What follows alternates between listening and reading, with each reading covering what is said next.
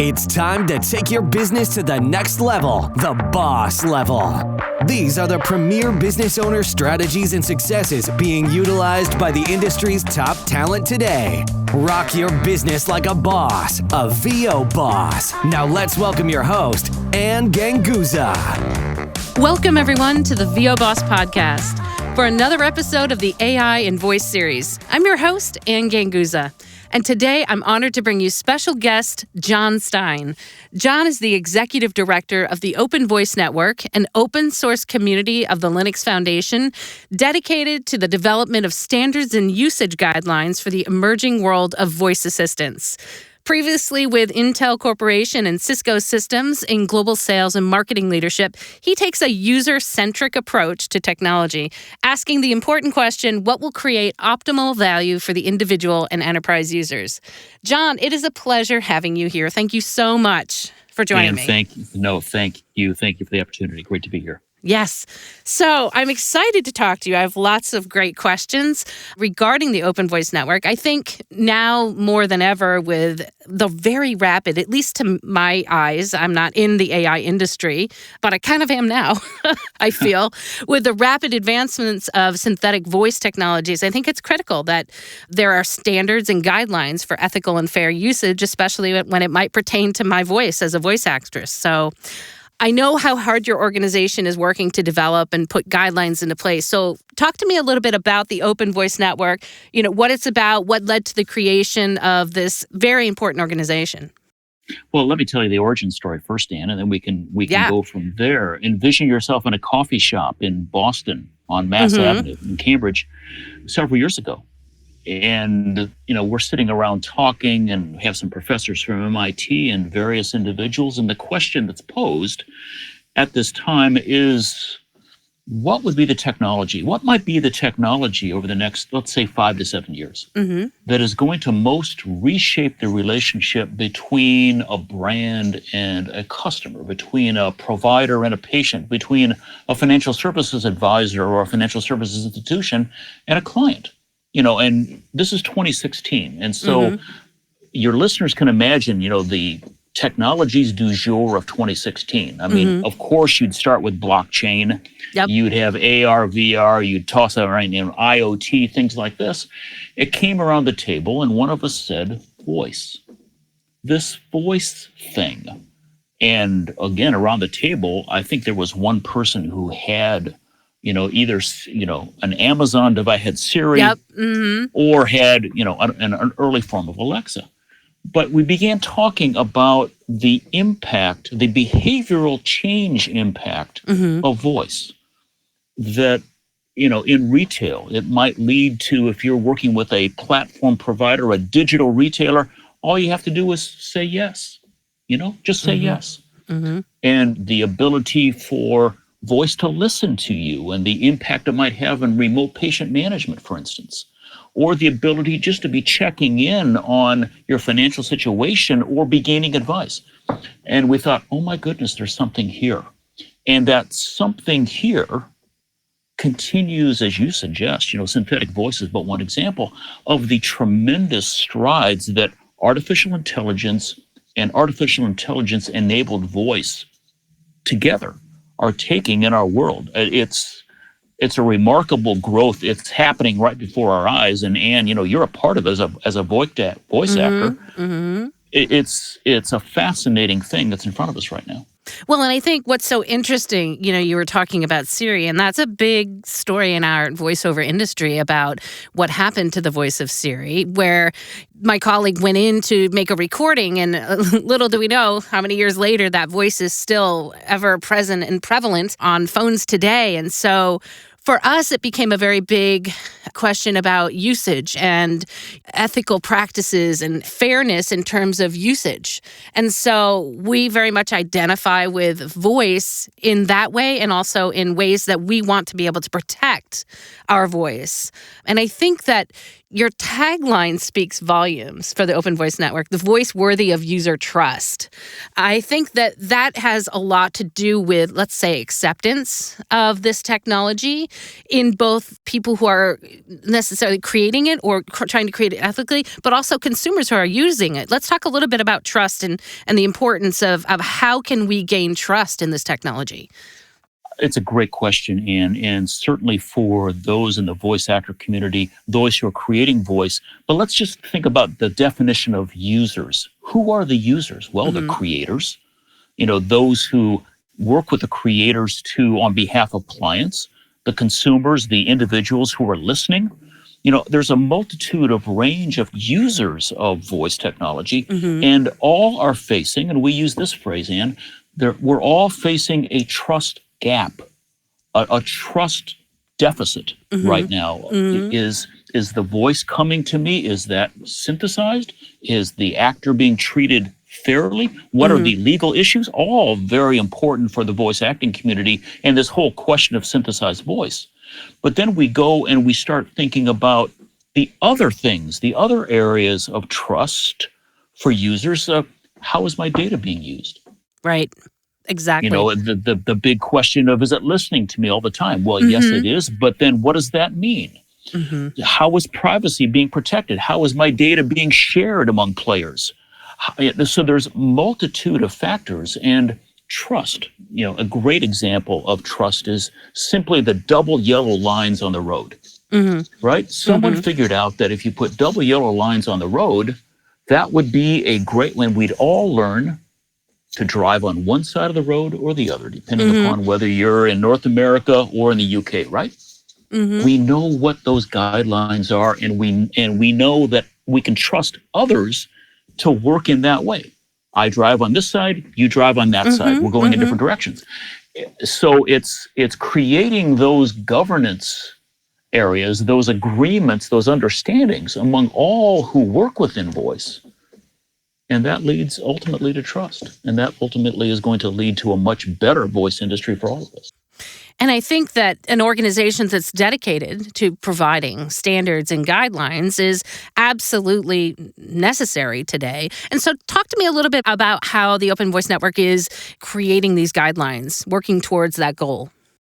First of all, Ann, we are an open source community, the Linux Foundation. And the Linux Foundation develops open source software, and we're all familiar with that. But they also have a great effort in developing, let's say, open standards.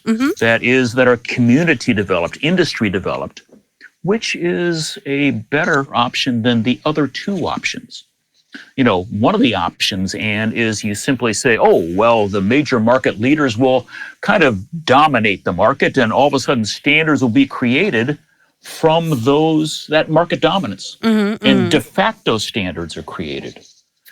Or you could have government regulation, People step in and say, do it this way. When you have de facto standards, that cements in economic advantage for those who create that de facto standard. When you have government regulation, you may not have the industry participating in those regulations. Exactly. And so if you come together as an industry and say, we need governance, we need those double yellow lines so we know where to go and how to go, and we can all respect that to the benefit of all, then we have the opportunity, I think, for the betterment and the growth of not only the industry, but the economic pie, and to have more slices of that pie for everybody. I could not agree more. I think that's so very important. Case in point, most recent case with TikTok with one of my colleagues. Rather than have the bad thing happen and then have to step in and maybe make those corrections that help. I mean, I'm going to say that it's going to help us establish those standards because obviously we maybe not be aware that could happen and we didn't want that to happen again, but it did happen. Prior. It did happen, it did happen prior again. And I'm glad that came to a settlement and that the wrongs were hopefully righted. But I like being there in front of it. And I love that you say, have the community come together, and let's set the standards first before we have to have any regulation or any government stepping into it. And I think it's so important for the listeners of this podcast, which a lot of them are in the voiceover community, that we can have a voice in this because it absolutely affects us. And being a friend of the Open Voice Network, which I'm very proud to say that I am, and having some involvement in it allows me to have a voice. So talk to me a little bit about membership and a little bit about how can people in the voiceover industry maybe help and lend their voice to this organization. And there's a number of ways for those of you who are listening to participate in the Open Voice Network. First thing is simply identify yourself and learn about what we're doing. Go to www.openvoicenetwork.org. And it's taking a look at the questions of synthetic voice. It's taking a look at interoperability between voice agents and assistants. Big issue. Taking a look at privacy, taking a look at security, taking a look at, how do you manage destinations? Because it's not just 60,000 skills and actions. Sure. We're looking at a future, and as you know, we're looking at billions of voice-enabled destinations, smart homes, smart environments, websites, applications, agents, assistants, on and on and on. We need a DNS for voice, for instance. So it's all these issues coming together. Find a place where it makes sense for you. It may be in synthetic voice. It may be in looking at privacy or ethical use or whatever else. We have work groups working on those right now. Sit in the meetings. Listen in. Raise your voice because, Anne, you have made such a great point here. We're at an inflection point for the voice industry. We can sit back and let the de facto standards kind of take over. We can sit back and let the current status quo become our future reality. Absolutely. And if we do, the pie will be small. Yep. And there will be an adults table and there will be a kids table. I love that. And if we want an adults table and if the rest of us want to sit at the kids table, we can choose that. But if we want to all sit at the adults table, sure, we have that choice of getting involved right now. It doesn't cost you anything. It just costs, in terms of cash, it costs your mind and your heart to get involved and help push this forward. I absolutely agree with that. And again, this is the time for our voices to be heard and not necessarily stomping the foot and running the other way, maybe, from it. But I do believe it's time where we need to have a voice. We need to speak up. We have voices. We use them every day. So I think we need to speak up. And that concept about build once, use many, allow our voices to be used in multiple cases. I'd like to talk a little bit about, what about traceability of, let's say you have a synthetic voice. Technologically speaking, I'm hoping there's plans, and I've heard of plans from a couple of different organizations on providing some sort of a standard of being able to trace that voice so that you can find out, well, what if my voice is used somewhere else without my permission, or it's possibly my voice has been used to speak things that may not be aligned with my brand, right, or against my ethical knowledge. What are your thoughts about that? What's going on with that? Gosh, and all those kind of things are possible and need to be pursued. And as you know from your participation in the Open Voice Network, but friends, we've had a study group on synthetic voice on this very issue that Anne's brought up for the last several months. And we're looking at, what are the benefits? What are the harms? Sure. We can all identify the harms. We're understanding the benefits, understanding how does it work. And we're beginning to take a look at what might be the contractual agreements that need to be in place, because this is a new area for law, for contractual understandings within the voice actor community. This is all brand new, relatively speaking. So what might be those contractual agreements? Sure. What is the technology that might enable watermarking of this is Anne's voice, and it has a watermark that Anne can show, which would suggest we need to have watermarking recognition technologies that are available out in the area. I just heard this voice. Well, where's it from? Who did it? That's Anne's voice. Oh, yeah. And it's been synthesized and it's now, being used in China or being used in the Philippines or wherever. So a number of, again, at the intersection of ethical use legal use, we often talk about we must always respect the rights. These are regulatory and legislative rights that have been enunciated. Mm-hmm. And we need to be promoting values. What are the values of fairness, Sure. equity, inclusivity? Inclusivity, yeah. And how do we bring guidelines and technologies to enable, respect the rights, and promote the values? My thoughts on the technology, which is literally, is it just me? But in the past couple of years, I feel like it is just advanced like exponentially.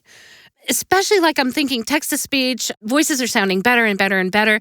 And now speech to speech, which to me as a voice, again, because this is here and it's good, that also though raises questions to me about, okay, maybe inclusivity, right? Or fair ethical usage. If I can create the acting model and then apply any voice print to it, are both of those actors, let's say, the voice and the acting model, the data model, are they being compensated? And what happens if, let's say, I am an acting model and I choose to apply a voice that is a different ethnicity than me? What are the ethical concerns of that? And is that something that people are going to have issues with? And if they do, what would be those issues?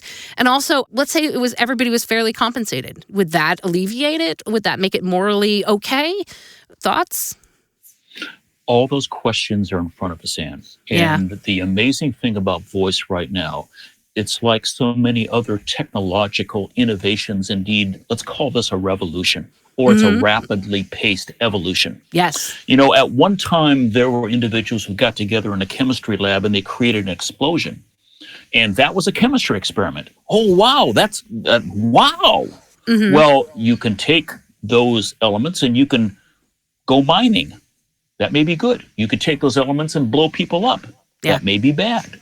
Yeah. And so then the ethical questions and the usage questions, the governmental regulatory standards, community developed questions need to be raised and answered. And we're at that point. We've had gosh, this is amazing. And now we look at each other, and as we're doing in the Open Voice Network Synthetic Voice Study Group, and raising those questions. Gosh, all those questions you just raised, Ann, they're all in front of us. And we ignore them at our peril, at our societal peril, at our individual industry level peril. We ignore them at our peril. Yeah. You said something interesting. I watched your talk in the Voice 2021 just recently, and you talked about standards. And you first said that standards are about dollars, right? Who gets it, who claims it, and are you a major player? I'd love for you to expand on that, because for someone in a creative industry, we don't always think about the business end of things, and we don't think about why standards are so necessary in terms of us and our businesses being a part of it. Talk to me a little bit about that concept of standards. Be glad to, and I'll start with a story, Ann, is that maybe 6-8 months ago, was talking to another podcaster. And, well, John, what do you talk about? And I said, well, the Open Voice Network we're developing and proposing standards.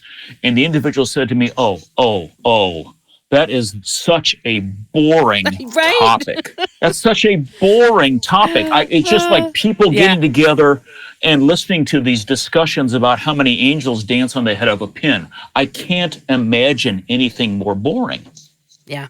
And we can have some really, you've got to pay a lot of attention type meetings, and there's no question. Yeah. But standards are about an economic model. Mm-hmm. And that is the point that we all need to grasp firmly. Absolutely. Because let's go back to an earlier comment. If we choose as a community not to come together and govern ourselves, we'll either be governed by the outside or we will be governed by the market dominance of other players. So it gets back to the adult table and the kids' table. Yeah. If you're happy sitting at the kids' table, God bless you. That's great. And, the kid next to you may slop some gravy on your shoes, but, so be it. Stay small, be small. That's great. But if you want the market to grow, and standards drive market growth. Standards drive, and historically we see this time and time again. I'm not making this stuff up. Standards drive opportunity for innovators. When you have standards, you don't have to focus on the basic stuff. You start adding features, you add capabilities, and then you know what the rules are. Again, those double yellow lines. You know how people will play together. Small players grow to big players when they work in generally standardized environments. Standards are a financial issue. Standards are an economic issue for the voice industry. Do we want to be at the adults table? Or do we want to just kind of still be at the kids' table? Maybe the kids' table out in the garage, you know? Yeah, and that just cements the idea that I don't think as a creative many of us think about. We just think about, no, this is my little bubble and I don't like this other bubble that might be coming towards me and possibly taking away my business. In reality, if we can get in there and start educating ourselves on the technology and start adding our voices to helping create standards for it, we can then become the person at the table that makes a difference, right? It makes a difference. Yeah, absolutely. That makes a difference. And I'll add this in, and here another analogy. We all collectively have to ask, is this a mature technology/industry? And the answer is no. Now, we're in an early phase. I don't know how many phases there will be, but we in the gawky adolescent are, we're not an infant as a voice industry, but we're certainly not a mature adult. And that means we all coming. There's a lot coming. That demands on us to be parents. Yeah. And I remember, this is interesting. You might appreciate this, having worked with Cisco, but back in the day when I was working in technology, I installed voice over IP phone systems from Cisco back in the early 90s. And one of the ways I got involved in voice actually was because most of those people that I installed the phone systems for wanted me to create those menu prompts. And sure, I can well believe that, with the quality of your voice. Absolutely. Well, and the funny thing is back then people were I think we were one of the first major installations in the state of New Jersey because we had multiple campuses we installed and nonprofits and government institutions that we installed our phone system that was all connected. And everybody said, oh, voice over IP sucks. The calls were dropping. There was echo. There was all sorts of, technological bumblings and things that happen when you're growing. And I remember it took about 15 years, maybe, if I'm correct, where now people have it and they don't even know it. And, it became that, it just became, and we became used to it. And I think there's a lot to be said for the evolution of technology, which doesn't happen overnight sometimes. I remember getting my first Alexa and yelling at it and screaming at it because it didn't understand me. But, now I use it. I use it more and more and more. Exactly. I think it's definitely going to be the path of synthesized voices. I don't think as a little tiny Ann Ganguza, I feel like I'm not stopping that evolution of technology, and especially because I've had a lot of experience working in the field of technology. So I feel like the best thing we can do is get in front of it, add our voices to organizations that are important like yours, the Open Voice Network, so that we can help define it for ourselves and make it effective, make a difference, and make it work for ourselves and our businesses so we can sit at the grown-up table. Couldn't say it better. And, get in front of it, guide it, help define it. And then as we do that, we're listening to each other. So we understand, this group sees it this way. This group sees it this way. Yeah. Here's a common ground that may not be perfect for us, but it's going to be good for all of us. Yeah. Tremendous opportunity that we have right now within voice. What do you see for the future of the organization? What's going to be happening? 2022 is going to be an exciting year for a number of reasons, and for the Open Voice Network. One is those of you observing the OVON, that's the acronym, we are going to see a number of demos where we're going to be demonstrating interoperability between voice assistants and voice agents. This shares text, voice, semantics, back and forth, back and forth. That is in the lab right now. We're working through the details of exactly how and what. But that's going to be exciting. You'll see that in Q1. In fact, the first demo was just completed a week ago. Nice. Designing in privacy and security issues. Now, we talk about privacy, we talk about security, but what does that mean in terms of an interoperable architecture? if you are sitting in your Tesla car and want to talk to your favorite retailer to order the Christmas or the New Year or the Valentine's Day dinner, what needs to protect your data? What should you know in terms of consent and transparency? How do we design that in? That's going to be in their place. And then a third thing, how do we take a look? How do we find each other? All of those being demoed in Q1. And then our industry groups bringing forward use cases and synthetic voice study group taking the next step. What should be, what could be, what ought to be, maybe those standards, those protocols, those watermarks that we can bring to the industry to the benefit of the many as opposed to the few. Excellent. I have people that contact me almost every other day, believe it or not, now that I've done this podcast series about, okay, so I've been approached from a company, I think this might have to do with AI and synthetic voices, and what do I need to be aware of? What do I need to check out? And I think a lot of it is they assume that the answers are there right now. And the funny thing is I'm like, well, we're developing, we're talking about that, and I think it's on its way.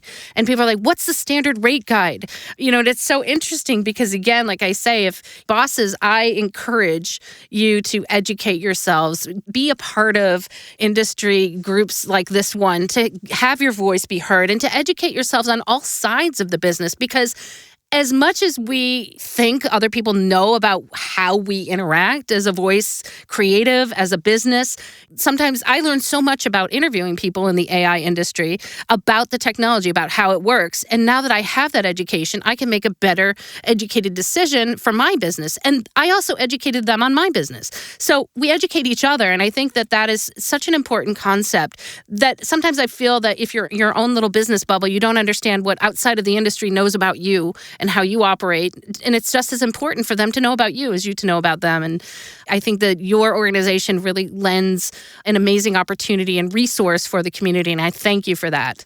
Well, Anne, thank you. And you make a great point. One of the things that we, the Open Voice Network, and we, the voice community, need to do a better job of is listening to those who aren't in voice. Because their perceptions of what this is, what it can do, and the value for them, very, perhaps even infantile, very early stage. Absolutely. So again, that listening, that conversation, that outreach, and that input coming into Open Voice Network, voice industry, and all of us within that voice industry, as you point out, Anne, very important. Yeah.